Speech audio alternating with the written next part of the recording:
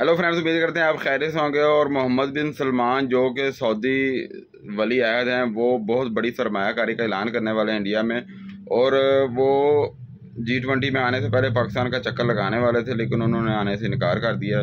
तो बाकी वीडियो देखते हैं, बातें बाद में करते हैं। जो सऊदी वली अहद हैं मोहम्मद बिन सलमान, वो भारत पहुंच गए और वहाँ पर वो अब भारत के साथ एक बड़ा इंफ्रास्ट्रक्चर का मंसूबा शुरू करने जा रहे हैं जो कि सीपेक के लेवल का है। मोहम्मद बिन सलमान की मिन्नतें समाजतें की गई कि यहाँ से गुजर के जाएं। अब मिन्नत समाज था कि प्लीज वापसी पे यहाँ से होकर जाएं। ये प्रैक्टिस करा रहे हैं हमें जहन्नम में जाने की, क्योंकि इनको पता है कि हम लोगों ने मियां एंड में जाना जहन्नम में। तो आज हमारा ये आलम है कि हम सऊदी क्राउन प्रिंस मोहम्मद बिन सलमान की मिन्नतें कर रहे हैं कि वो कुछ घंटों के लिए ही सही, लेकिन वो पाकिस्तान ज़रूर आएँ। भाई सऊदी अरबिया को पता है कि पाकिस्तान जाने का मतलब भाई कुछ देना है, मिलना तो वहाँ से कुछ है नहीं। तो पता है कि सबसे बड़ा भिखारी कंट्री अगर इस आज के डेट में है तो वो सिर्फ पाकिस्तान है, क्योंकि वहाँ पे जाने का मतलब सिर्फ देना ही है, मिलना कुछ नहीं है वहाँ से। तो वो क्यों जाए वहाँ पे? और वैसे भी G20 का मेंबर है तो G20 में आना ज़्यादा इंपॉर्टेंट है, ना कि पाकिस्तान जाना और अपने पैसे को लुटाना। वैसे भी आर्मी चीफ तो आके बयान दे चुका है कि भाई सऊदी अरेबिया $25 बिलियन इन्वेस्ट कर रहा है, तो फिर पाकिस्तानियों को तकलीफ़ क्यों है इससे कि भाई इंडिया गया वो, और इंडिया में एक बड़ा प्रोजेक्ट का अनाउंस कर रहा है। भाई बड़ा प्रोजेक्ट का अनाउंस, अब इन लोगों को दिक्कत होगा भाई हम लोग को सीपेक का क्या होगा, क्योंकि यहाँ पे भी भाई एक कॉरिडोर का अनाउंसमेंट हो चुका है जो कि बनने जा रहा है और इंडिया, मिडल ईस्ट और यूरोप को कनेक्ट करेगा। और इससे दिक्कत अब पाकिस्तान को हो रहा है कि भाई हम लोग सीपेक और BRI के चक्कर में पड़े हुए थे कि भाई यही एक है जो है दुनिया में, इससे बात तो कुछ है ही नहीं। तो मिल गया जवाब।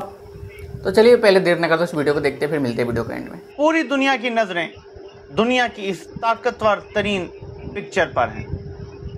ये तस्वीर आप देखें, आज की तारीख में इससे ज़्यादा ताकतवर तस्वीर आपको नज़र नहीं आएगी, जब सऊदी अरब का बादशाह मोहम्मद बिन सलमान, अमेरिका का सदर जो बाइडन और भारत का वज़ीर आज़म नरेंद्र मोदी एक दूसरे के हाथ पे हाथ रखे एक नए मुआहदे का ऐलान करते हैं।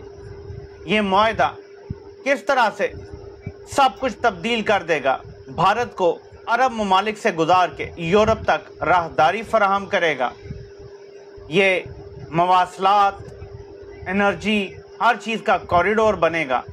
ये चीन के BRI को काउंटर करने के लिए तैयार किया गया है। इसमें भारत सफ़े अव्वल पे है जिसको हर तरह से कनेक्टिविटी मिलेगी, और दूसरी तरफ पाकिस्तान पूरी दुनिया में इग्नोर कर दिया गया है। पाकिस्तान का किसी अहम मुआहदे में किसी जगह भी कोई नाम ना है और ना होगा। एक वक्त था जब पाकिस्तान की पर कैपिटा इनकम, यानी कि जो सालाना फ़ीकस आमदन होती है, भारत से भी हमारी जो पर कैपिटा या फ़ीकस जो आमदन थी वो बहुत बेहतर। क्या बात कर रहे हैं बाबा? और कई एतबार से जो सोशल और जो इकोनॉमिक इंडिकेटर्स हैं, पाकिस्तान भारत से बहुत बेहतर था।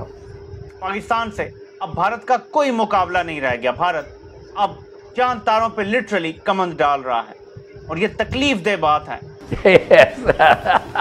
पाकिस्तान एक ऐसा मुल्क बन चुका है कि जिसको अगर हम ठीक करना चाहें तो समझ नहीं आती कि शुरू कहाँ से करें।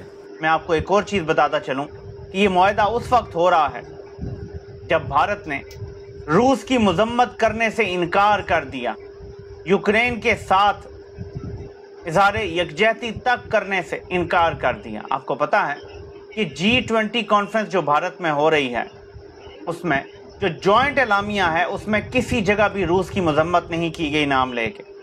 इतना काबिल हो चुका है भारत कि दुनिया उसको इग्नोर कर ही नहीं सकती। दुनिया की सबसे बड़ी आबादी, दुनिया की सबसे बड़ी जमहूरियत, और अब तरक्की करने में भी दुनिया में सबसे तेज़ मुल्क भारत बन रहा है।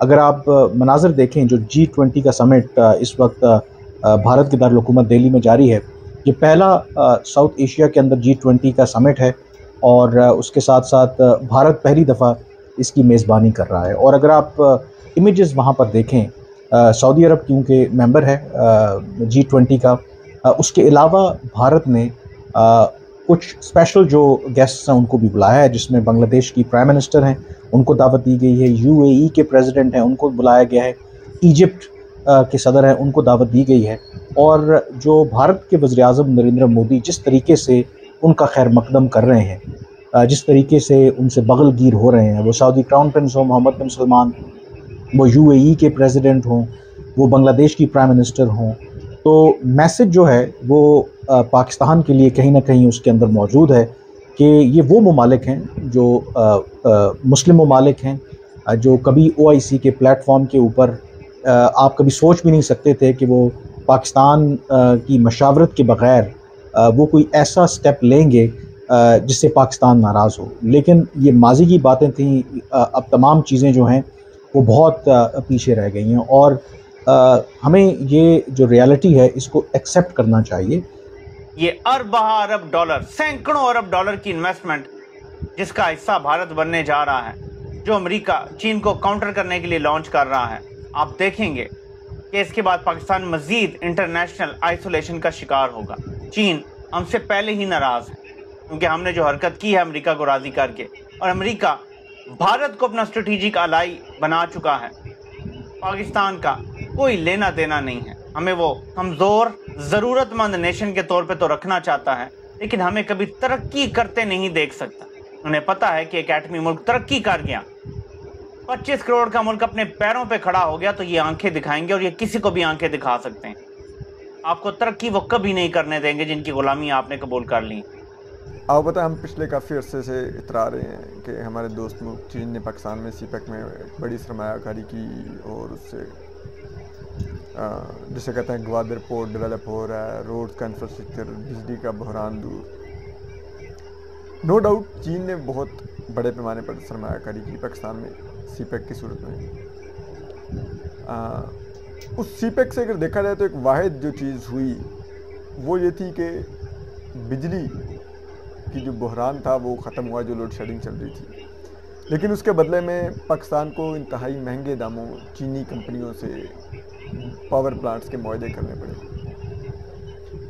और उन शराइत में यह था कि चीनी कंपनियों के कंपेटिटर कोई कंपनी बिड नहीं कर सकती थी, तो चीनी कंपनी जिसने आया अपनी मर्ज़ी के रेट पर लगाया, और फिर उसकी कीमत अब हम भारी बिजली की कीमत की सूरत में अदा कर रहे हैं। और दूसरा, अब चीनी कंपनियों को अदायगी में पाकिस्तान को मुश्किलात पेश आ रही हैं, क्योंकि पाकिस्तान के पास इतना डॉलर है ही नहीं कि वो अदा कर पाए, तो वो तरह तरह के हम मुश्किलात का उसकी वजह से शिकार हो रहे हैं।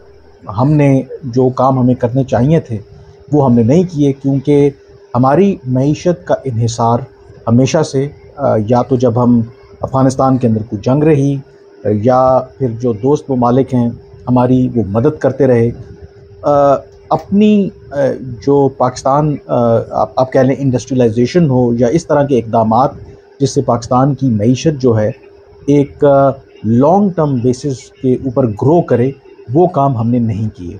दूसरी तरफ मोहम्मद बिन सलमान नरेंद्र मोदी से अरब डॉलर के मुआहदे कर रहे हैं, मेमोरेंडम ऑफ अंडरस्टैंडिंग साइन कर रहे हैं, जिन्हें MOU कहते हैं।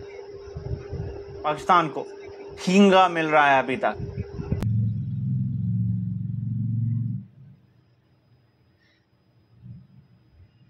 जी दोस्तों, वीडियो हमने देखी। वीडियो में हमने देखा कि जो मोहम्मद बिन सलमान सऊदी वली अहद हैं, वो पाकिस्तान में 4-6 घंटे का इंडिया जाने से पहले विजिट करने वाले थे, लेकिन उन्होंने इनकार कर दिया, क्योंकि पाकिस्तान चाहता था कि वो पाकिस्तान में आएँ कुछ घंटे के लिए और सरमायाकारी का ऐलान करें, कुछ हमें भी फ़ायदा हो जाए भाई इंडिया के साथ साथ।